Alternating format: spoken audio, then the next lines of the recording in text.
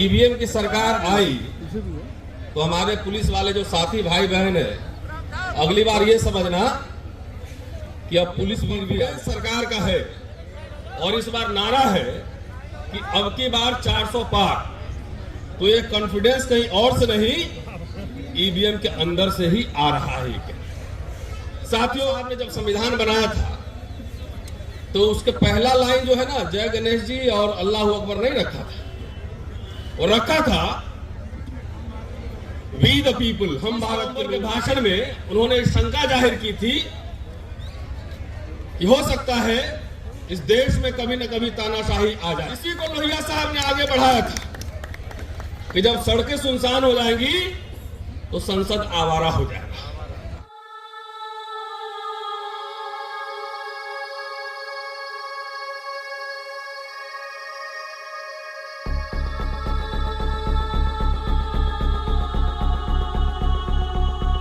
शुक्रिया इसलिए कह रहा हूं कि अगर ईवीएम की सरकार आई तो हमारे पुलिस वाले जो साथी भाई बहन है, अगली बार ये समझना कि अब पुलिस वीर भी आ जाएगा। एयरपोर्ट पे तो सीआईएस आधा बदल ही चुका है। किसान वीर बनाने की योजना थी, लेकिन किसानों ने लड़के अपना अधिकार वापस ले। शिक्षक वीर बन ही रहे हैं। पहले पूरी तनख्वाह मिलती थी एडहॉक पढ़ाने पे, अब गेस्ट लेक्चरर है, वही 50 लेक्चर मिलता है, 50-60 हजार 70 हजार रुपए मिलते हैं, पहले 1.25 लाख रुपए मिलते थे। तो नंदा जी आ गई, वहां पर देख रहा हूं उनको।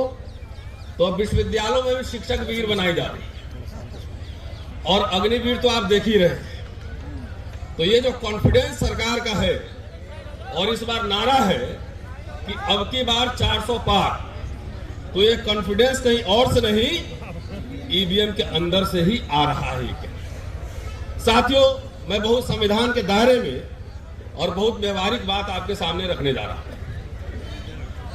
देखिए, बाबा साहब ने जब संविधान बनाया था तो उसके पहला लाइन जो है ना, जय गणेश जी और अल्लाह अकबर नहीं रखा था, और रखा था वी द पीपल, हम भारत के लोग। और 25 नवंबर के भाषण में उन्होंने शंका जाहिर की थी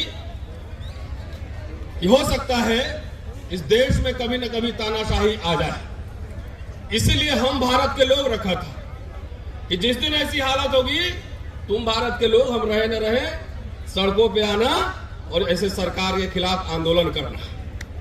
इसी को लोहिया साहब ने आगे बढ़ाया था कि जब सड़कें सुनसान हो जाएंगी तो संसद आवारा हो जाएगा।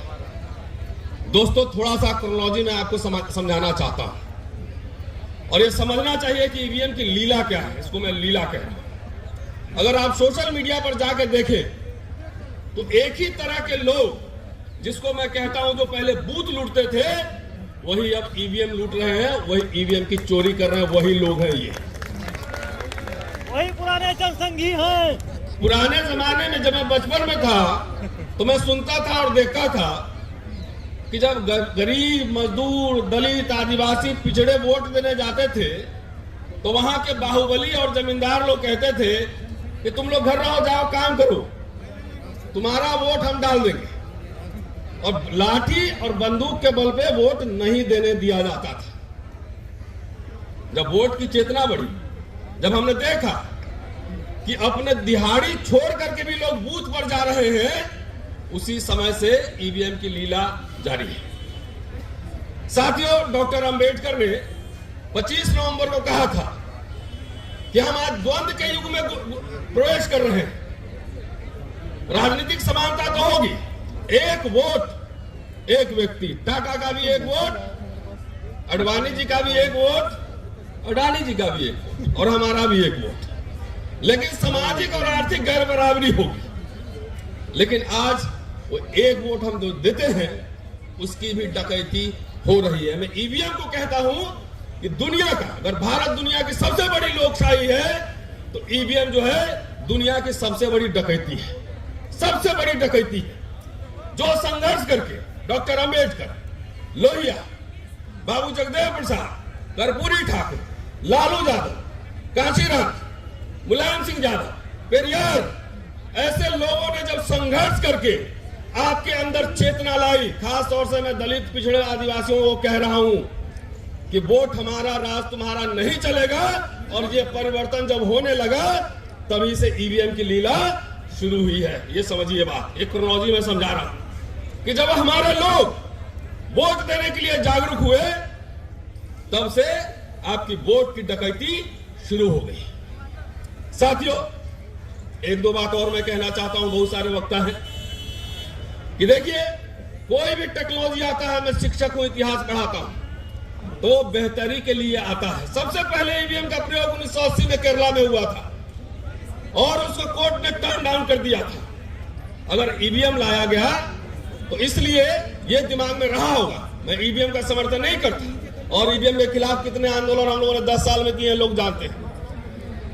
इंटेंशन क्या है यह जानना जरूरी है। जैसे अभी ईडी का कानून पिछले सरकार ने लाया था, लेकिन इस सरकार ने संशोधन करके अब आपके जेब में 10 रुपया भी है तभी ईडी वाला पकड़ लेगा, तब भी ईडी वाला पकड़ लेगा।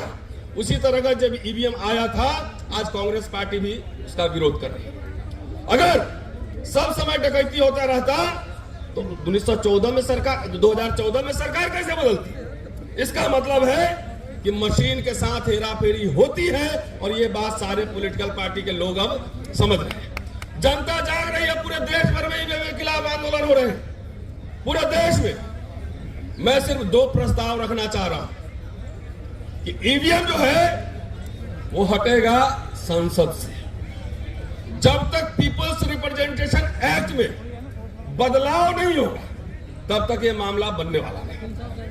तो इसलिए हम चाहते हैं कि जब ईवीएम से अगर चुनाव भी हो, भानु प्रताप जी, 100% ईवीएम की काउंटिंग, वीवीपैट की काउंटिंग हो।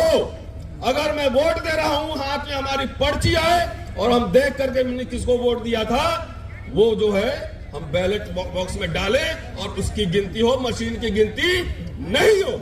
यह सबसे महत्वपूर्ण बात है। दूसरी बात, आज जो यहां कोऑर्डिनेशन कमेटी बनेगी उनसे हम आग्रह करते हैं, और साथियों, एक सांस में जो है ना, सबको पार्टी नहीं बनाया जाता है। एक साथ में इंडिया भी वही है और एनडीए भी वही है, यह कहना ठीक नहीं है। ये लड़ाई जनता के बीच, सड़क पर और पार्लियामेंट में लड़ी जाएगी। इसलिए मेरा आग्रह है कि आज एक डेलीगेशन कमेटी बने और सारे पार्टी के राष्ट्रीय अध्यक्षों से मिला जाए और उनको यह कहा जाए कि अपने मैनिफेस्टो में डालो कि जब हम सरकार में आएंगे तो पीपल्स रिप्रेजेंटेशन एक्ट को हम हटाएंगे और बैलेट पेपर लाएंगे। यह सबसे जरूरी है, यह जरूरी है। राजनेताओं ने यह बात सही है कि आजकल जो आंदोलन करते हैं सिर्फ अपने कार्यकर्ताओं का आंदोलन करते हैं। उनसे यह आग्रह किया जाएगा कि जन संवाद और जन कार्रवाई शुरू किया जाए, मैनिफेस्टो में लाया जाए। हम लोग अपने संसाधन से हर समय ये आंदोलन को आगे बढ़ा रहे हैं, लेकिन यही खास तौर से मैं इंडिया अलायंस को कह रहा हूं कि अपने मैनिफेस्टो में ये लाए कि सरकार हमारी आएगी, ईवीएम बंद करेंगे और बैलेट पेपर से चुनाव होगा। इसके लिए एक डेलीगेशन का आज ये निर्माण हो, चुनाव आयोग से ही मिलेंगे। और जैसा कि भानु प्रताप जी ने कहा है कि सुप्रीम कोर्ट के चीफ जस्टिस के पास भी डेलीगेशन लेकर चलेंगे, क्योंकि 19 लाख ईवीएम का मसला अभी कोर्ट में लंबित है। किसी पत्रकार के लिए 12 बजे रात में कोर्ट खुल सकता है, लेकिन यदि इस देश की सबसे बड़ी लोकशाही को गिरवी बना दिया गया है तो ईवीएम पे सुनवाई क्यों नहीं हो रही है? कहां गया 19 लाख ईवीएम? इसकी जानकारी कौन देगा? इसलिए कोर्ट को भी इसमें पार्टी बनाना पड़ेगा कि सरकार के हिसाब से जब आप कन्वीनियंट हो तो किसी केस की सुनवाई तो आप 2 दिन में कर लो। पिछले चुनाव से अगला चुनाव आ गया, 5 साल हो गया, ईवीएम पे सुनवाई नहीं हो रही है। क्यों नहीं हो रही है? इसके लिए हम सबको जन जागृति फैलाना पड़ेगा, इन सबको आगाह करना पड़ेगा। चलते चलते मीडिया वाले साथियों का मैं धन्यवाद इसलिए करना चाह रहा हूं कि जब ओबीसी का आंदोलन चल रहा था, एम्स में ओबीसी रिजर्वेशन के खिलाफ 10 लोग बैठते थे, पूरा गोदी मीडिया नेशनल न्यूज बनाता था और वहां पे हम लोग भी जाते थे। 200 लोग वहां पे धरने पे बैठते थे आरक्षण के समर्थन में, उसकी कोई न्यूज नहीं छपती थी।